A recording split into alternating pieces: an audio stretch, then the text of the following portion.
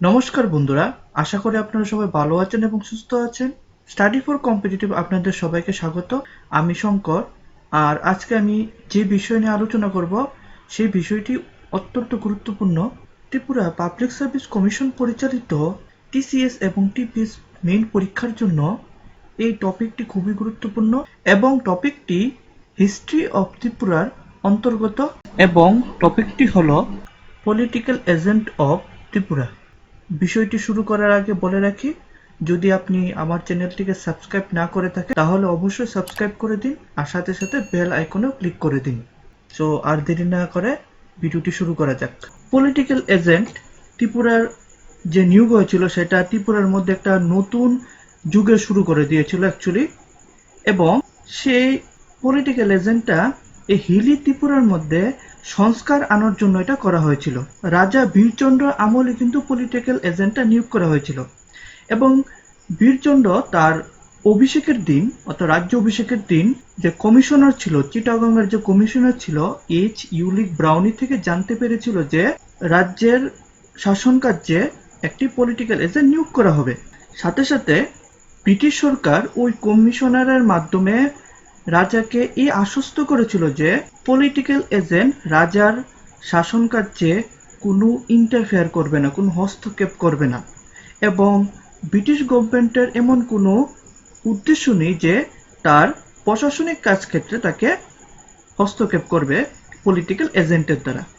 এখন আমরা পলিটিক্যাল এজেন্টের সম্পূর্ণ ডিটেলস আমরা জানবো।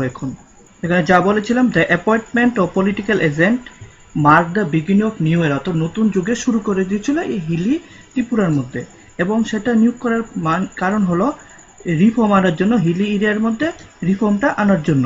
এবং চিটাগংয়ের জন্য কমিশনার, ওনার কাছ থেকে বীরচন্দ্র জানতে পেরেছিল যে তার রাজ্যে একটি পলিটিক্যাল এজেন্ট নিয়োগ করা হবে ব্রিটিশ গভর্নমেন্টের দ্বারা। আর ব্রিটিশ গভর্নমেন্টের কিন্তু এই নির্দেশটা দিয়েছিল বেঙ্গল গভর্নমেন্ট। বেঙ্গল গভর্নমেন্ট থেকে নির্দেশ পেয়ে ব্রিটিশ গভর্নমেন্ট, বেঙ্গলের যে গভর্নমেন্ট থাকে না, বেঙ্গলটা ব্রিটিশের অধীনে ছিল আর আমাদের ত্রিপুরা রাজ্যটা দেশীয় রাজ্য হিসেবে ছিল। তো বেঙ্গল গভর্নমেন্ট থেকে সুপারিশ গিয়েছিল ব্রিটিশ গভর্নমেন্টের কাছে যে ত্রিপুরা একটি পলিটিক্যাল এজেন্ট নিয়োগ করা দরকার। তো বেঙ্গল গভর্নমেন্টের সুপারিশে কিন্তু পলিটিক্যাল এজেন্টটা এই রাজ্যে নিয়োগ করা হয়। এখন আমরা এটার ঐতিহাসিক প্রেক্ষাপট সম্বন্ধে আলোচনা করব, কি কারণে পলিটিক্যাল এজেন্টটার দরকার পড়েছিল এবং কি পরিস্থিতি শুরু হয়েছিল ওইটা পরিস্থিতি সম্বন্ধে আমাদের আগে বুঝতে হবে। তাহলে আমরা বুঝতে পারবো যে কেন এই রাজ্যে পলিটিক্যাল এজেন্টটা কেন নিয়োগ করা হলো। তো হিস্টোরিক্যাল ব্যাকগ্রাউন্ড যাওয়ার আগে আমাদের এখন বীরচন্দ্র ফ্যামিলির ব্যাপারটা জানতে হবে। চলুন ফ্যামিলির ব্যাপারটা জানি তাদের। এ হলো কৃষ্ণকিশোর মাণিক্যদের শুরু করব। কৃষ্ণকিশোর মাণিক্য অর্থাৎ বীরচন্দ্র যিনি বাবা। কৃষ্ণকিশোর মাণিক্য দুজন পত্নী ছিল, তার নাম, একজনের নাম হলো সুদক্ষিণা এবং অখিলেশ্বরী। সুদক্ষিণার তিনজন সন্তান ছিল, একজন ছিল ঈশ্বরচন্দ্র মাণিক্য, ঈশানচন্দ্র মাণিক্য, বীরচন্দ্র মাণিক্য এবং উপেন্দ্রচন্দ্র মাণিক্য। অন্যদিকে অখিলেশ্বরীর যে সন্তান ছিল তারা হলেন চক্রধ্বজ, নীলকৃষ্ণ, মাধবচন্দ্র, যাদবচন্দ্র, সুরকৃষ্ণা এবং শিবাচন্দ্র। তো হয়েছিল কি, কৃষ্ণকিশোর মাণিক্যের পর রাজা হয়েছিল ঈশানচন্দ্র মাণিক্য। ঈশানচন্দ্র মাণিক্য 1862 সালে মৃত্যু হয়। তো হঠাৎ মৃত্যু হওয়াতে তখন মৃত্যুর পর এখন রাজ সিংহাসনে কে বসবে এটা নিয়ে রাজ পরিবারের মধ্যে একটা দ্বন্দ্ব লেগে যায়। তো এদিকে বীরচন্দ্র মাণিক্য আর উপেন্দ্রচন্দ্র মাণিক্য, একটা কথা বলে রাখি যে উপেন্দ্রচন্দ্রের মৃত্যু কিন্তু আগে হয়ে গিয়েছিল। ঈশ্বরচন্দ্র মাণিক্য যখন রাজা ছিল তখন কিন্তু উপেন্দ্রচন্দ্র মাণিক্যের মৃত্যু হয়ে গিয়েছিল। তো সুদক্ষিণার যে সন্তান ছিল তাদের মধ্যে শুধু জীবিত ছিল বীরচন্দ্র মাণিক্য। তো বীরচন্দ্র মাণিক্য দাবি করে যে ঈশানচন্দ্র মাণিক্যের থাকাকালীন তিনি একটি উইল জারি করেছিলেন, যেটাকে বলে রুবেকা। রাজার ক্ষমতা অনুসারে একটা উইল জারি করেছিলেন যে পরবর্তী রাজা, ঈশানচন্দ্র মাণিক্যের পরবর্তী যে রাজা হবে সেটা হবে বীরচন্দ্র মাণিক্য, এবং তার পরবর্তী হবে তার সন্তান নবদ্বীপচন্দ্র। কিন্তু অখিলেশ্বরীর দুই সন্তান নীলকৃষ্ণ এবং চক্রধ্বজ সেই উইলটার বিরোধিতা করেন। তাদের মতে ছিল সেই উইলটা অ্যাকচুয়ালি ঈশানচন্দ্র মাণিক্য এমন কোনো উইল তৈরি করে যায়নি এমন কোনো, এটা বলা হয় রোবেকা, অথবা এটাকে টাইটেল অফ জুবেরাই বলা হয়। সে একটা রাজার ক্ষমতা, সে রাজার ক্ষমতা তিনি থাকাকালীন অন্য কাউকে পরবর্তীকে রাজা হবে সেটা এটা জারি করতে পারেন, অর্থাৎ সেটা উইল হিসেবে এটা জারি করতে পারেন। তো এটা তাদের মত কি ছিল, নীলকৃষ্ণ চক্রবর্তীর, যে অ্যাকচুয়ালি বীরচন্দ্র সেটাকে একটা সেটার বীরচন্দ্র এই জালিয়াতি করে সে রুবাইকাটা নিজে থেকে তৈরি করেছে, এটা মেনে নেওয়া যায় না। তো তারা কি করলেন, তারা ব্রিটিশদের হস্তক্ষেপ দাবি করলেন তাদের। এর ফলে কি হলো, বীরচন্দ্রকে ব্রিটিশ সরকারের পক্ষ থেকে তাকে ডি ফ্যাক্টো এবং ডি জুরে রাজা হিসেবে ঘোষণা করে দিল, কিন্তু প্রকৃত রাজা হিসেবে তাকে ঘোষণা করেনি। এবং তার যে রাজ্যাভিষেকটা এটা বিলম্ব হয়েছিল তখন, এবং এটার জন্য কেসও চলেছিল কিন্তু। এবং সেই কেসটা, এই যে রাজা হবে যে কেসটা, সেটা ডিস্ট্রিক্ট কোর্ট থেকে হাইকোর্ট অব্দি, এবং লাস্ট ফাইনাল যে রায়টা এসেছিল সেটা প্রিভি কাউন্সিল থেকে এসেছিল, এবং প্রিভি কাউন্সিলে কিন্তু সেই রায়টা বীরচন্দ্র মানিক্যের পক্ষে দেওয়া হয়েছিল। অ্যাকচুয়ালি এখানে বলতে হয় যে বীরচন্দ্র মানিক্য একটা ট্রিক্স করেছিল। সেই ট্রিক্সটা কি, তিনি ঈশানচন্দ্র মানিক্যের যে স্ত্রী, অর্থাৎ ওনার নাম হলো চন্দ্রেশ্বরী দেবী, চন্দ্রেশ্বরী দেবীকে নিজের পক্ষে আনতে সমর্থ হয়েছিল। সো পক্ষান্তে সমর্থ হওয়ার কারণে তিনি এই রায়টা জিতে গিয়েছিল। এবং তাদের দুই সৎ ভাইয়ের যে ক্লেমটা, অর্থাৎ চক্রধ্বজ এবং নীলকৃষ্ণের যে দাবিটা, এটা টোটালি সেটা প্রিভি কাউন্সিলের মাধ্যমে রিজেক্ট হয়ে গিয়েছিল। এবং দীর্ঘ 8 বছর পর 1862 সালে কিন্তু ঈশানচন্দ্র মানিকের মৃত্যু হয়েছিল। তো দীর্ঘ 8 বছর পর বীরচন্দ্র মানিকের রাজ্য অভিষেক হয়, এবং এই রাজ্যাভিষেকের দিনই কিন্তু কমিশনের চিটাগাংয়ের যে কমিশনার থেকে জানতে পেরেছিল যে এই রাজ্যে একটি পলিটিক্যাল এজেন্ট নিয়োগ করা হবে।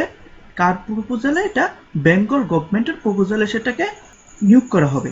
এবং তখন একটা রাজ্যের মধ্যে একটা ঘটনা হয়েছিল, সে কি কতগুলো উপজাতি যেমন কুকিস এবং লুসাই, কুকিসের দ্বারা চিটাগাং, নোয়াখালী, খান্দাই এবং সাউথার্ন পার্ট যেটা ত্রিপুরার, সেখানে অনেকটি লুণ্ঠন শুরু হয়। তারা লুণ্ঠন করতে শুরু করে, তারা বিভিন্ন গ্রাম, অনেক মানুষের ক্ষয়ক্ষতি করে। তখন সেই পরিস্থিতিতে এই রাজ্যের যে শান্তি শৃঙ্খলাটা ভঙ্গ হয়েছিল। তো তখন যে সিচুয়েশনটা, বাংলাদেশ কিন্তু ভারতের অধীনে ছিল তখন। ত্রিপুরার চারপাশে বাংলা প্রদেশ ছিল, সেটি ব্রিটিশদের অধীনে ছিল। তো ত্রিপুরার মধ্যে যদি এরকম কুকিস এবং লুসাইয়ের দ্বারা যদি এরকম লুণ্ঠন চলতে থাকে, তাহলে কিন্তু এই বাংলা প্রদেশে সেটার সিকিউরিটির উপর কিছু একটা প্রভাব পড়বে।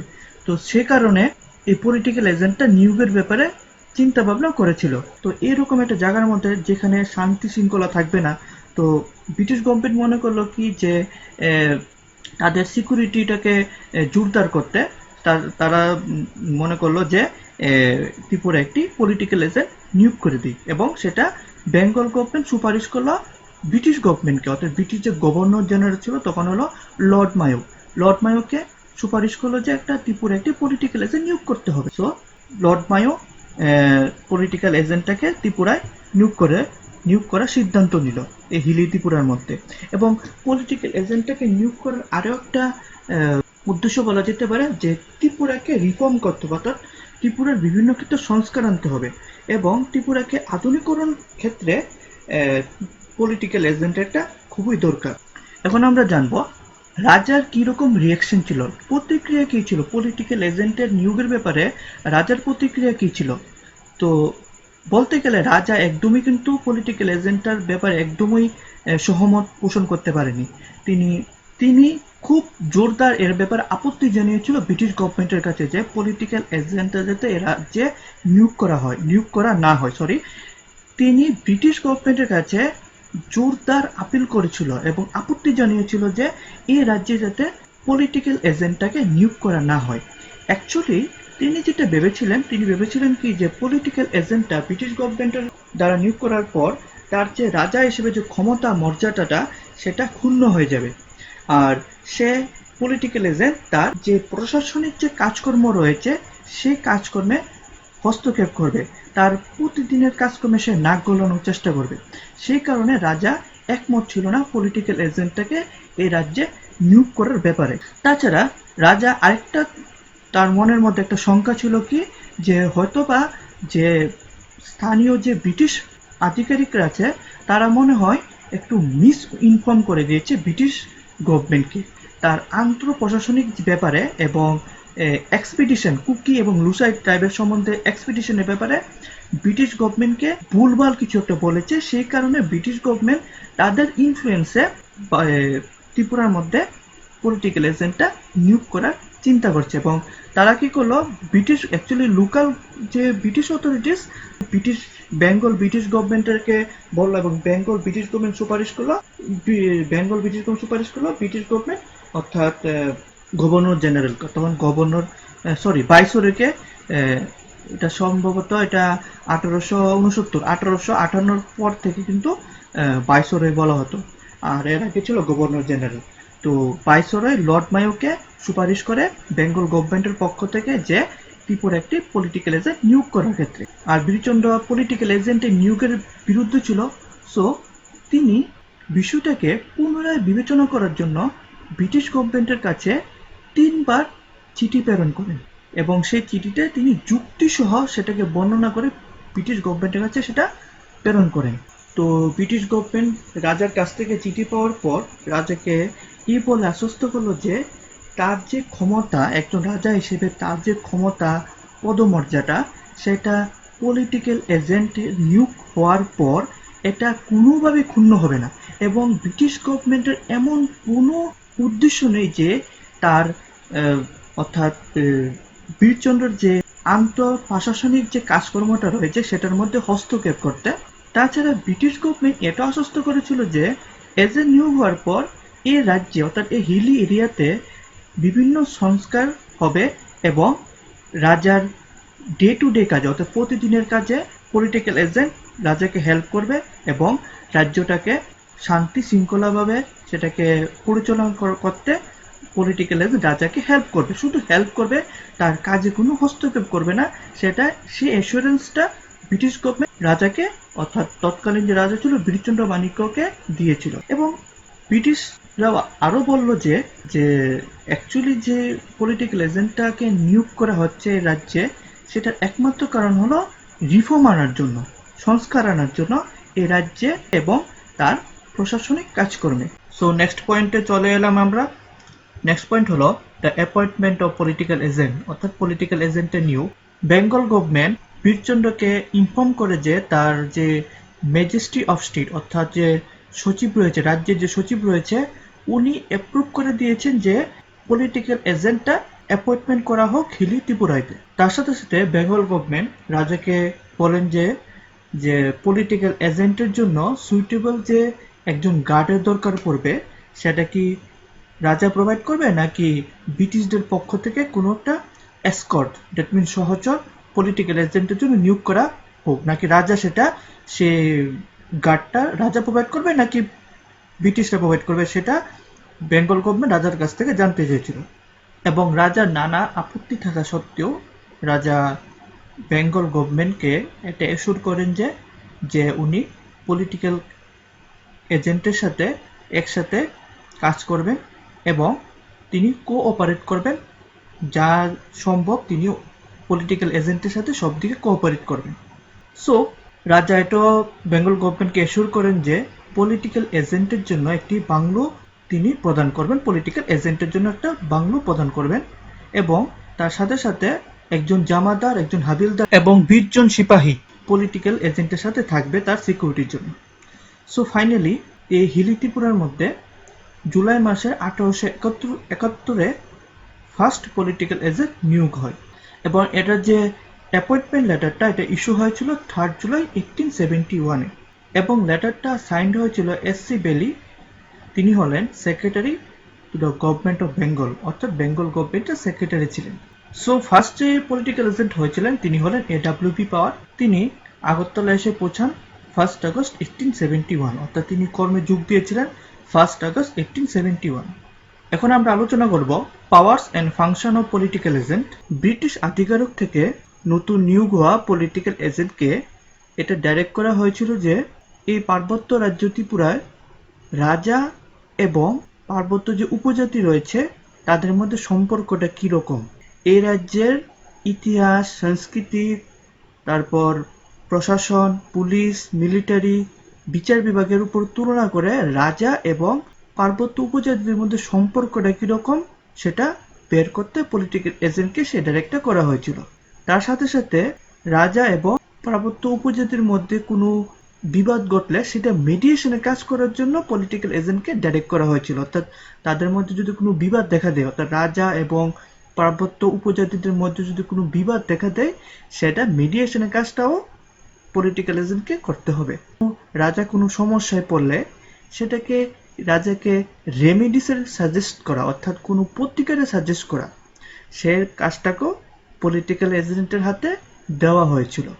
অ্যাকচুয়ালি যে পাওয়ার এবং ফাংশনটা ছিল, পলিটিক্যাল এজেন্টের যে পাওয়ার এবং ফাংশনটা ছিল সেটা ফার্স্ট যে পলিটিক্যাল এজেন্টে নিয়োগ হয়েছিল সেই লেটারটার মধ্যে সেটা ডিফাইন করা ছিল। অ্যাকচুয়ালি পলিটিক্যাল এজেন্টের জন্য দুই ধরনের ডিউটিস ছিল। ফার্স্ট হলো কিভাবে রাজার সাথে যে উপজাতি রয়েছে লুসা এবং কুকি, সেই উপজাতিদের একটা সুসম্পর্কটা বজায় রাখা যায়, সেটা ছিল ফার্স্ট। এবং দ্বিতীয়টা হলো রাজার ইন্টারনাল অ্যাডমিনিস্ট্রেশন, অর্থাৎ আন্তঃ প্রশাসনিক কাজটাকে কিভাবে দেখাশোনা করতে হয়, কিভাবে সেটাকে কন্ট্রোল করে রাখতে হয়, কিভাবে সেটা ম্যানেজ করতে হবে, সেই কাজটা দেখাও পলিটিক্যাল এজেন্টের ডিউটিস ছিল। পলিটিক্যাল এজেন্টের যে দুটি ডিউটি ছিল তার মধ্যে একটি হলো রাজার সাথে উপজাতিদের সম্পর্ক। সেই বিষয়টা নিয়ে এখন আমরা আলোচনা করব। ব্রিটিশ আধিকারিক থেকে পলিটিক্যাল এজেন্টকে নির্দেশ করা হয়েছিল যে এই পার্বত্য রাজ্যের রাজা এবং পার্বত্য উপজাতিদের মধ্যে কি রকমের সম্পর্ক, তাদের মধ্যে সম্পর্ক কি ইতিবাচক নাকি নেতিবাচক সেটা আগে বের করতে হবে। পার্বত্য উপজাতি যেমন কুকিস, লুসাই রয়েছে এবং তার সাথে সাথে পার্বত্য উপজাতি রয়েছে যাদের বাসস্থান হলো সীমান্তের পাশাপাশি, তাদের মধ্যেও রাজার কিরকম সম্পর্ক সেটা বের করার জন্য।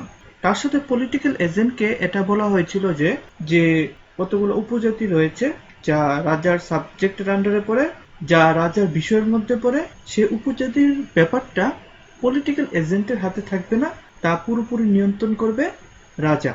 যে উপজাতিরা রাজা রিকগনাইজ করা কোনো টেরিটরিতে তারা সেটেল হয়েছে এবং তার জন্য রাজাকে রেভিনিউ দিচ্ছে, সেই ট্রাইবসগুলা পলিটিক্যাল এজেন্টের হাতে থাকবে না। এবং তার সাথে সাথে যে ট্রাইবসগুলো প্র্যাকটিক্যালি তারা ইন্ডিপেন্ডেন্ট, সেই ট্রাইবসের বিষয়ে পলিটিক্যাল এজেন্টের হাতে কোনো ক্ষমতা থাকবে না। প্রকৃতপক্ষে রাজার উপজাতি সম্বন্ধীয় যে বিষয়টা ছিল তা ডিল করার ক্ষমতা একমাত্র রাজার হাতেই ছিল। এই অধিকারে পলিটিক্যাল এজেন্ট কোনো হস্তক্ষেপ করতে পারতো না। এই সাবজেক্ট, এই বিষয়গুলোর উপর পলিটিক্যাল এজেন্ট কোনো হস্তক্ষেপ করতে পারতো না। যতক্ষণ অব্দি কোনো ইমার্জেন্সি না আসে ততক্ষণ অব্দি পলিটিক্যাল এজেন্ট এই বিষয়ের উপর কোনো হস্তক্ষেপ করতে পারতো না। কিন্তু যে উপজাতি রয়েছে যারা রাজার বিষয়ের অধীনে পড়ে, যারা রাজার সাবজেক্টের অধীনে পড়ে, তারা যদি রাজার অথরিটিকে মানতে অস্বীকার করে তখন পলিটিক্যাল এজেন্টের ডিউটি সেটা শিওর করা যে রাজা যাতে ওই উপজাতিদের উপর কোনো অ্যাগ্রেসিভ পলিসি না দেখায়। যদি এমন পরিস্থিতি দেখা দিত তাহলে কিন্তু রাজা এই বিষয়ে কোনো কিছু করতে গেলে তাহলে পলিটিক্যাল এজেন্ট থেকে তাকে রিটেন পারমিশন নিতে হতো, অর্থাৎ লিখিত অনুমোদন নিতে হতো। রাজার দাবিদার কর্তৃপক্ষ যে কোনো পার্সনের উপর হোক, যে পার্সনটা রাজার দাবিটাকে অস্বীকার করেছে, তখন পলিটিক্যাল এজেন্টের সে ডিউটিটা হয়ে দাঁড়ায় যে রাজা যে দাবিটা করেছে সেটার ভিত্তিটা কি, কিসের ভিত্তির উপর রাজা দাবিটা করেছে। যদি পলিটিক্যাল এজেন্টের কাছে প্রমাণিত হয় যে দাবিটা রাজার যে দাবিদারটা এটা যুক্তিপযুক্ত, তাহলে পলিটিক্যাল এজেন্টের কিন্তু রাজাকে হেল্প করতে হতো সে দাবিটাকে আদায় করতে। এখন দেখবো আমরা পলিটিক্যাল এজেন্টের স্পেশাল ডিউটি কি ছিল। পলিটিক্যাল এজেন্টের স্পেশাল ডিউটি বলতে রাজা এবং পাহাড়ি অঞ্চলের যে ট্রাইবস রয়েছে, হিলি ট্রাইবস রয়েছে তাদের মধ্যে একটা ভালো সম্পর্ক গড়ে তোলা এবং তাদের মধ্যে যে বিবাদটা রয়েছে সেটা মেডিয়েশন হিসেবে কাজ করে, তাদের মধ্যে যাতে মধ্যস্থতা হিসেবে কাজ করা। তার জন্য পলিটিক্যাল এজেন্টকে পার্বত্য অঞ্চলের সে সীমান্তবর্তী এলাকায় যেতে হতো এবং সেখানের পাহাড়ি অঞ্চলের যে নেতা ছিল বা প্রধান যে ছিল তাদের সাথে ওপেনলি ফ্রেন্ডলি কমিউনিকেশন করতে হতো, তাদের সাথে ফ্রেন্ডলি কমিউনিকেশন করতে হতো যাতে করে রাজার সাথে হিলি ট্রাইবসের যে সম্পর্কটা সেটা যাতে বজায় থাকে। তার জন্য সে কি করেছিল, একটা নির্দিষ্ট ফ্রন্টিয়ার তৈরি করেছিল এই পার্বত্য অঞ্চলের ইস্টের দিকে, যাতে করে যে কোনো রকম অ্যাক্সিডেন্টাল কোলিশন অর্থাৎ রাজা এবং হিলি ট্রাইবসের মধ্যে কোনো সংঘর্ষটা যাতে আটকানো যেতে পারে। সেই কোলিশনটা আটকানোর জন্য তিনি ইস্ট সাইডে একটি নতুন ফ্রন্টিয়ারও এস্টাবলিশ করেছিলেন। তার সাথে কিন্তু পলিটিক্যাল এজেন্টকে এই পার্বত্য ত্রিপুরার সীমানার দিকে তীক্ষ্ণ নজর রাখতে হতো যাতে করে কোনো অস্ত্রের আদান প্রদান না হয়। এই পার্বত্য অঞ্চলের মধ্যে দিয়ে, এই পার্বত্য ত্রিপুরার মধ্যে দিয়ে যাতে কোনো অস্ত্রের আদান প্রদান না হয় সে দিকটাও লক্ষ্য রাখতে হতো পলিটিক্যাল এজেন্টকে। অর্থাৎ পলিটিক্যাল এজেন্টকে সেই দায়িত্বটা লক্ষ্য রাখতে হতো যাতে এই রাজ্যের মধ্যে কোনো হিংসার পরিবেশ সৃষ্টি না হয়, রাজ্যের মধ্যে যাতে কোনো অশান্তি সৃষ্টি না হয় সেটাও পলিটিক্যাল এজেন্টকে দেখতে হতো। নেক্সট পয়েন্ট হলো duties regarding internal administration of the political agent, অর্থাৎ পলিটিক্যাল এজেন্টের রাজ্যের আন্তর প্রশাসনিক ব্যাপারে কি রকম ডিউটিস থাকবে সে ব্যাপারে। পার্বত্য ত্রিপুরা একটি দেশীয় রাজ্য ছিল, সেজন্য ব্রিটিশ গভর্নমেন্টের এই রাজ্যের প্রশাসনিক ব্যবস্থা সম্বন্ধে কোনো ধারণা ছিল না। সেজন্য পলিটিক্যাল এজেন্টকে ডাইরেক্ট করা হয়েছিল যে পলিটিক্যাল এজেন্টকে প্রথমে এই রাজ্যের কতগুলা দপ্তর সম্বন্ধে তাকে অবগত হতে হবে, যেমন রেভিনিউ দপ্তর, অর্থ দপ্তর, সিভিল দপ্তর, তারপর ক্রিমিনাল অ্যাডমিনিস্ট্রেশন, রাজ্যটা কিরকম ভাবে চলছে সেটা আগে তাকে অবগত হতে হবে। তারপর পলিটিক্যাল এজেন্ট ব্রিটিশ গভর্নমেন্টকে সেই ব্যাপারে একটা রিপোর্ট দেবে। তাছাড়া পলিটিক্যাল এজেন্টকে আরো কয়েকটি বিষয় রিপোর্ট করতে হতো, যেরকম রাজ্যের শক্তি এর কোয়ালিটি এবং রাজ্যের মিলিটারি এবং পুলিশ ফোর্সের কন্ডিশনটা কিরকম, রাজ্যের যে মিলিটারি রয়েছে, পুলিশ ফোর্স রয়েছে, সেই কন্ডিশনটা কিরকম, তার অবস্থা কিরকম সেই ব্যাপারেও রিপোর্ট করতে হতো এবং তাদের সাফিসিয়েন্সিটা, তাদের সক্ষমতাটা কিরকম, রাজ্যের যে আইন শৃঙ্খলা রয়েছে সেটা প্রিজার্ভ করার মতো কিরকম সক্ষমতা তাদের রয়েছে এবং পার্বত্য এলাকায় সীমান্তে দিয়ে যে লুসা এবং কুকির টাইপের রেটসটা চলতো, যে অপলুণ্ঠন চলতো, সেটাকে টেকেল দেওয়ার মতো ক্ষমতা তাদের মধ্যে রয়েছে কিনা সে ব্যাপারেও পলিটিক্যাল এজেন্টকে ব্রিটিশ গভর্নমেন্টের কাছে রিপোর্ট দিতে হতো। তাছাড়া পলিটিক্যাল এজেন্টকে বলা হয়েছিল অ্যাডমিনিস্ট্রেটিভ অফ জাস্টিস, অর্থাৎ বিচার কার্যে কোনো ইন্টারফিয়ার না করে এই রাজ্যের যে স্টেট কোর্ট রয়েছে সেই স্টেট কোর্টের কার্যের উপর নজর রাখার জন্য। এবং তাছাড়া পলিটিক্যাল এজেন্টকে সেই ব্যাপারটুকু রিপোর্ট করতে বলা হয়েছিল যদি তিনি এমন কোনো অ্যাকশন দেখেন যা ইনজাস্টিস, অন্যায়, আউটরেজ, অপমান এবং বারবারিটি, নৃশংসতাকে প্রদর্শন করে সেই ব্যাপারটাকেও রিপোর্ট করার জন্য পলিটিক্যাল এজেন্টকে বলা হয়েছিল। তারপর পলিটিক্যাল এজেন্ট ব্রিটিশ অথরিটি থেকে ইনস্ট্রাকশন পাওয়ার পর, নির্দেশ পাওয়ার পর সেই ব্যাপারটা নিয়ে রাজার সাথে বোঝাপড়া করবে এবং আলাপ আলোচনার মাধ্যমে সে একটা রিফর্ম আনার জন্য চেষ্টা করবে যাতে করে এরকম ইনজাস্টিস যে অ্যাকশনগুলো রয়েছে সেটা যাতে রাজ্য থেকে দূর করা যায়। চলে এলাম নেক্সট পয়েন্টে, analyse the power of political agent. এখন পলিটিক্যাল এজেন্টের পাওয়ারটাকে অ্যানালাইজ করব। তো আমরা যদি পলিটিক্যাল পাওয়ারটা অ্যানালাইজ করি তাহলে আমরা বুঝতে পারবো যে পলিটিক্যাল এজেন্টের যে পাওয়ারটা ছিল সেটা চরম ছিল, অর্থাৎ চরম পর্যায়ে ছিল সেটা এক্সটার্নাল হোক বা ইন্টারনাল হোক। যে পাওয়ারটা আগে ত্রিপুরার রাজা উপভোগ করত সেটা এখন পলিটিক্যাল এজেন্ট ভোগ করতে থাকলো। যেরকম রাজার যে পাওয়ারটা ছিল লুসাই কোন ট্রাইবসের বিরুদ্ধে যুদ্ধ ঘোষণা করা, যেমন লুসাই কুকিসের বিরুদ্ধে যুদ্ধ ঘোষণা করা এবং তাদের বিরুদ্ধে কোনো অ্যাগ্রেসিভ আক্রমণাত্মক অভিযান করা, সেই ক্ষমতাটা কিন্তু রাজার হাত থেকে চলে গিয়েছিল। অর্থাৎ রাজার হাতে সেই ক্ষমতাটা আর থাকলো না। সেই লুসাই কুকির ট্রাইবসের সম্বন্ধে ডিল করাটা এখন রাজার হাতে থাকলো না, সেটা পুরোপুরি চলে গেল পলিটিক্যাল এজেন্টের হাতে। সো লুসাই কুকির বিষয়টা নিয়ে রাজা যদি কোনো স্টেপ নিতে চাইতো তাহলে এখন পলিটিক্যাল এজেন্টের থেকে পারমিশন নিতে হতো। এক কথায় বলা যায় যে রাজা এবং ট্রাইবসের মধ্যে, উপজাতিদের মধ্যে যে সম্পর্কটা এখন টোটালি পলিটিক্যাল এজেন্টের হাতে চলে গিয়েছিল। অর্থাৎ পলিটিক্যাল এজেন্টের উপর এখন ডিপেন্ড করবে রাজা এবং ট্রাইবস উপজাতিদের মধ্যে সম্পর্কটা কি হবে। এখন পুরোপুরি কন্ট্রোল থাকবে পলিটিক্যাল এজেন্টের উপর। এখন রাজাকে ব্রিটিশ গভর্নমেন্টের পলিসিটাকে অনুসরণ করতে হতো। সেই পলিসিটা ছিল লুসাই কুকি ট্রাইবদের সাথে বন্ধুত্বপূর্ণ সম্পর্ক গঠন করা। তো ব্রিটিশ সরকার কেন চেয়েছিল যে লুসাই কুকিদের সাথে রাজার একটা বন্ধুত্বপূর্ণ সম্পর্ক থাকুক এবং ত্রিপুরার মধ্যে ইন্টারনাল যে রেভলিউনটা আছে, অর্থাৎ আভ্যন্তরীণ যে বিদ্রোহটা আছে, এটা থেমে যাক। এটা কারণ হলো লুসাই কুকিসরা ত্রিপুরার ইস্টে থাকতো, অর্থাৎ পূর্ব দিকে থাকতো। এর কাছাকাছি একটা অঞ্চল ছিল সিলহেট কচ্চর অঞ্চল। সেই সিলেট কচ্চর অঞ্চলটা কিন্তু এখানে খুব ভালো চা উৎপন্ন হতো। সো ব্রিটিশ গভর্নমেন্ট সেই থেকে অনেক মুনাফা লাভ করত। সো সেই অঞ্চলটাকে শান্তিপূর্ণ রাখা যায়, সেই জন্য ব্রিটিশ গভর্নমেন্ট এই স্টেপটা নিয়েছে। কিন্তু রাজা যে ইন্ডিপেন্ডেন্সটা, যে স্বাধীনতাটাকে লস করেছিল, সেটাকে ক্ষতিপূরণ করা হয়েছিল এই প্রভিশনের দ্বারা যে রাজা এই ব্যাপারে অর্থাৎ লুসাই কুকির ব্যাপারে ডিল করতে পারবে যে কোনো ইন্টারফারেন্স ছাড়া। কিন্তু তার ক্ষমতাটা শুধুমাত্র এই রাজ্যের মধ্যেই থাকবে এবং পলিটিক্যাল এজেন্টকে এই ব্যাপারে তাকে সাপোর্ট করবে, কিন্তু টোটালি তার ক্ষমতাটা এই রাজ্যের মধ্যে থাকবে, রাজ্যের বাইরে তার কোনো ক্ষমতা থাকবে না। সো ওভারঅল যে ত্রিপুরা রাজার যে অথরিটি ছিল, এখন তাদেরকে মেনটেন করতে হতো, অর্থাৎ তাদেরকে রক্ষণাবেক্ষণ করতে হতো একটা রিকগনাইজ বাউন্ডারির মধ্যে, একটা সীমাবদ্ধ একটা অঞ্চলের মধ্যে ব্রিটিশ সাম্রাজ্যের কন্ট্রোলে তাদেরকে রক্ষণাবেক্ষণ করতে হতো। কিন্তু রাজা এবং রাজ্য এখন ফ্রি হয়ে গেল আভ্যন্তরীণ বিদ্রোহ থেকে। এখন আভ্যন্তরীণ যে বিদ্রোহটা চালাতো লুসাই কুকিসটা, সেটা ডিল করতে থাকলো ব্রিটিশ গভর্নমেন্ট পলিটিক্যাল এজেন্টের দ্বারা। সে কারণে যে আভ্যন্তরীণ বিদ্রোহ যে লেগে থাকতো ত্রিপুরার মধ্যে, সেটা 1858 থেকে 1871 অব্দি, সেই বিদ্রোহ থেকে পার্বত্য ত্রিপুরা মুক্ত হয়ে গেল। কিন্তু পার্বত্য ত্রিপুরার আন্তঃপ্রশাসনিক ব্যাপারে পলিটিক্যাল এজেন্টকে সেরকম নিয়ন্ত্রণ ক্ষমতা দেওয়া হয়নি। তাকে ব্রিটিশ গভর্নমেন্ট থেকে ইনস্ট্রাক্ট করে দেওয়া হয়েছিল যে সে যাতে ডাইরেক্ট ইন্টারফেয়ার না করে রাজার অ্যাডমিনিস্ট্রেশনে, অর্থাৎ প্রত্যক্ষভাবে যাতে হস্তক্ষেপ না করে রাজার প্রশাসনিক ক্ষেত্রে। পলিটিক্যাল এজেন্ট শুধুমাত্র রাজার প্রশাসনিক ব্যাপারে ব্রিটিশ গভর্নমেন্টকে রিপোর্ট করতে পারত এবং ব্রিটিশ গভর্নমেন্টের ইনস্ট্রাকশনের জন্য তাকে ওয়েট করতে হতো। এবং ব্রিটিশ গভর্নমেন্ট থেকে সে ইনস্ট্রাকশনটা পেয়ে সে রাজার সাথে প্রশাসনিক ব্যাপারে রাজার সাথে পরামর্শ করত এবং উপদেশ দিত।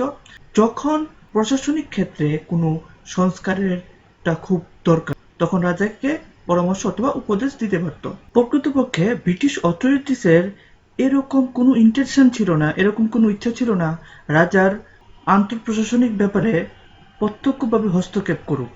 এবং যেহেতু ত্রিপুরা একটি বড় উপজাতি অঞ্চল ছিল এবং সেই উপজাতি অঞ্চলের প্রধান ছিল রাজা, তাই ব্রিটিশ গভর্নমেন্ট যদি প্রত্যক্ষভাবে হস্তক্ষেপ করত রাজার আন্তঃপ্রশাসনিক ব্যাপারে, তার ফলে রাজার কন্ট্রোলে যে উপজাতি রয়েছে তারা উত্তেজিত হয়ে পড়ত এবং সেই অঞ্চলের শান্তি শৃঙ্খলা এবং স্থায়িত্বটা শেষ হয়ে যেত।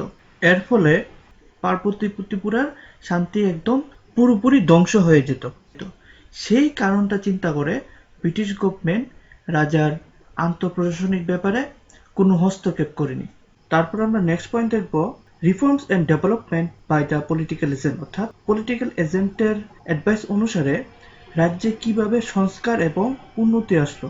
পলিটিক্যাল অ্যাডভাইস অনুসারে রাজ্যে যে বিভিন্ন সংস্কার এবং ডেভেলপমেন্ট আসলো, সেটা আমরা এখন একের পর এক ডিসকাস করব। পলিটিক্যাল অ্যাডভাইস অনুসারে রাজ্যের প্রশাসন ক্ষেত্রে বিভিন্ন রকম সংস্কার এসেছিল। ফার্স্ট হলো 1871-এ আগরতলায় প্রথম মিউনিসিপ্যালিটি প্রবর্তন হয়েছিল এবং সেই মিউনিসিপ্যালিটি একটা বিধিবদ্ধ হয়েছিল 1874 সালে।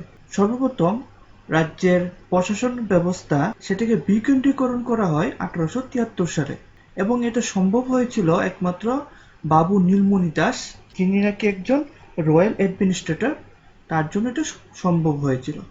এবং রাজ্যের প্রথম বাজেট সিস্টেম চালু হয়েছিল 1873 সালে এবং প্রথমবারের মতো রাজ্যে প্রশাসন ক্ষেত্রে বাংলা ভাষাকে সরকারি ভাষা হিসেবে ব্যবহার হতে শুরু হলো। এবং 1 অক্টোবর 1875 সালে রাজ্যের প্রথম ডাকঘর খোলা হয়েছিল আগরতলায়।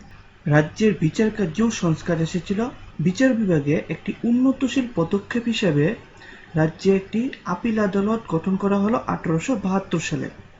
সেটা ছিল রাজ্যের বিচার বিভাগের ব্যবস্থাটাকে উন্নত করার জন্য সেটা একটি খাস আপিল আদালতের গঠন করা হয়েছিল 1872 সালে। সেই কোর্টটা ছিল চূড়ান্ত আপিল আদালত দেওয়ানি এবং ফৌজদারি মামলার জন্য, এবং সেটা গঠন করা হয়েছিল পুরোপুরি ব্রিটেনের প্রিভি কাউন্সিলের অনুকরণে। প্রিভি কাউন্সিল ছিল তৎকালীন ব্রিটেনে সর্বোচ্চ আপিল আদালত। এখন আমরা পলিটিক্যাল এজেন্টের দরুন এই পার্বত্য ত্রিপুরায় যে সামাজিক সংস্করণ এসেছিল সে সম্বন্ধে আলোচনা করব। পলিটিক্যাল এজেন্টের দ্বারা ব্রিটিশ আধিকারিককে বিভিন্ন রিপোর্টের দরুন এ রাজ্যে কিছু সামাজিক সংস্করণ দেখা দিয়েছিল।